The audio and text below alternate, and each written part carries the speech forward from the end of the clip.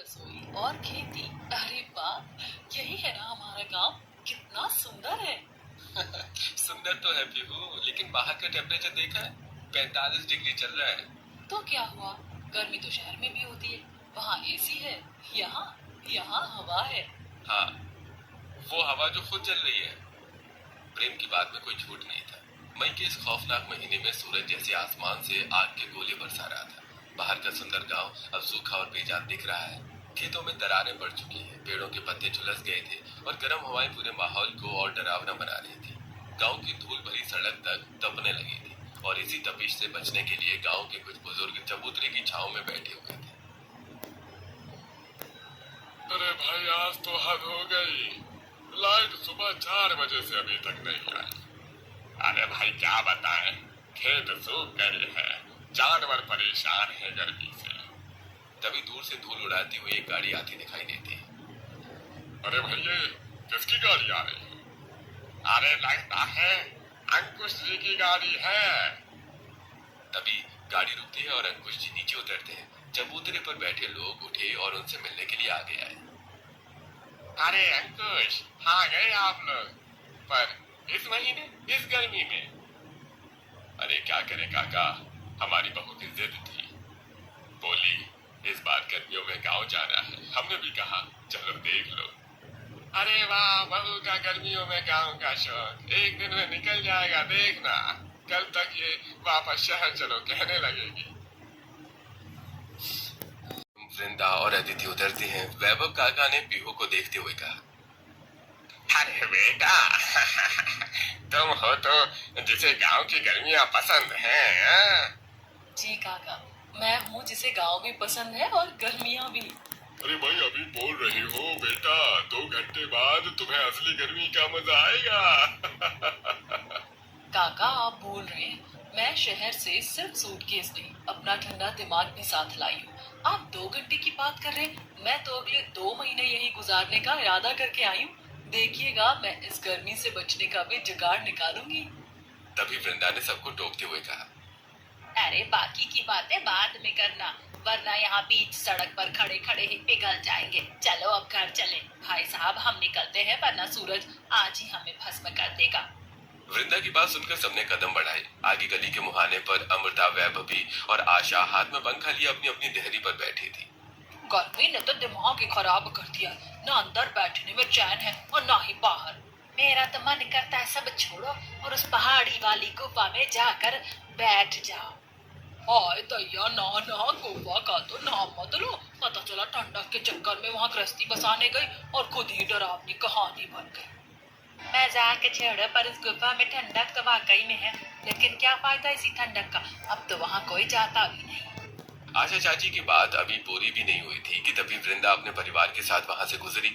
उन्हें देखते ही सभी लोग अपनी बातें छोड़कर उनसे मिलने लगे। अरे वृंदा जी, आप लोग भी गांव ऐसी तपती गर्मी में आए हैं। देखिए ना, गर्मी ने तो सबका बुरा हाल कर रखा है। गर्मी तो बहुत है, लेकिन हमारी बहू का गांव आने का बड़ा मन था, इसीलिए हम सब चले आए। अच्छा, तो बहू जी को गांव की गर्मी पसंद है। बेटा अभी तो पैर जमीन पर रखे हैं, एक दिन में सारी गर्मी समझ आ जाएगी।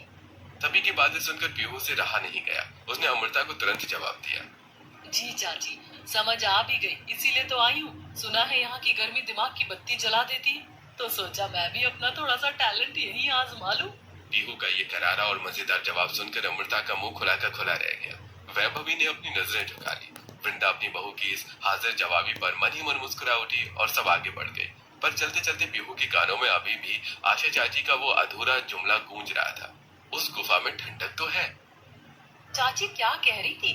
गुफा ठंडी है, लेकिन वहाँ कोई जाता नहीं है, क्यों? इसी सोच में डूबी हुई पीहू को पता ही नहीं चला कि कब सब लोग घर पहुंच गए।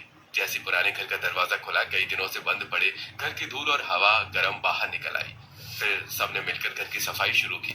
जहाँ प्रेम और अदिति गर्मी से थक चुके थे, वहीं पीहू के चेहरे की खुशी और उत्साह जरा भी कम नहीं हुआ। थोड़ी देर बाद पुराना कूलर भी चल पड़ा। शाम होते होते पीहू ने पूरे परिवार के लिए प्यार से देसी खाना बनाया और फिर आंगन में दरी बिछाकर सब लोग साथ बैठकर खाना खाने लगे।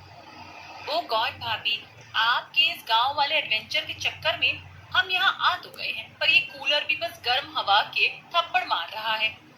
अदिति, मैंने पहले कहा था पीयू का एडवेंचर अभी शुरू हुआ है। हमारी हालत अभी से टाइट है। अरे खाना खाइए पहले, पेट भरेगा तो गर्मी भी अच्छी लगने लगेगी। जैसे ही सबने पहला निवाला लिया ही था कि कूलर की घरघराहट बंद हो गई। पूरा घर अंधेरे में छा गया। लाइट कट चुकी थी। ये लो, जिसका डर था वही हुआ। भाभी अब तो हद हो गई है, कूलर बंद, पंखा बंद, हम यहाँ कबाब बन जाएंगे। चुप रहो अदिति, पीहू ने इतनी मेहनत से खाना बनाया है। पीहू बेटा तो फिक्र मत कर, मम्मी कोई ना कोई जुगाड़ तो होगा ही। ये गर्मी हमें हराएगी नहीं। अरे हर जगह जुगाड़ ढूंढ लेती हो, पर इस बार बताओ क्या सोच रही हो? अभी कुछ पक्का नहीं है, पर कल सुबह एक जगह देखनी है। कौन सी जगह? पहले खाना खाओ। सभी लोगों ने जैसे तैसे खाना खाया। रात घेर आई गर्मी की वजह से घर के अंदर रुकना मुश्किल था। आखिरकार सबने छत पर चादरें बिछाई और वहीं लेटे। यार छत पर तो थोड़ा ठीक है। हाँ, छत पर ठीक है, लेकिन क्या हर रात छत पर ही सोएंगे? अरे नहीं, बस 1-2 दिन की बात है, लाइट आ जाएगी। यहाँ लाइट का कोई भरोसा नहीं है, पहले भी ऐसे ही था। वहीं पीहू चुप लेटी है। उसकी आंखें खुली है, आसमान देख रही है, दिमाग चल रहा है। इस घर में नहीं चलेगा, कहीं और कोई ऐसी जगह जहाँ दीवारें खुद ठंडी हो। कुदरत ने जरूर कुछ बनाया होगा। कल की कल देखेंगे, अभी तो मैं आसमान के नीचे आराम से सो जाऊं। अगली सुबह उमस ने फिर घेरा डाल लिया। वृंदा ने दरवाजा खोला तो सामने अमृता और वैभव भी खड़ी थी, जैसे रात भर से वहीं बैठी हो। अरे वृंदा जी, रात कैसी गई? बहू रानी का एडवेंचर कैसा रहा? ठंडी हवा मिली? हम तो रात भर इंतजार में थे, सोचा सुबह होते ही बहू जी के बैग बंद जाएंगे। शहर की हवा याद आती है ना रात को। वृंदा ने एक नजर दोनों पर डाली। चेहरे पर कोई घबराहट नहीं, बस एक शांत मुस्कान, जैसे पहले से पता हो कि सामने वाले क्या कहने वाले हैं। रात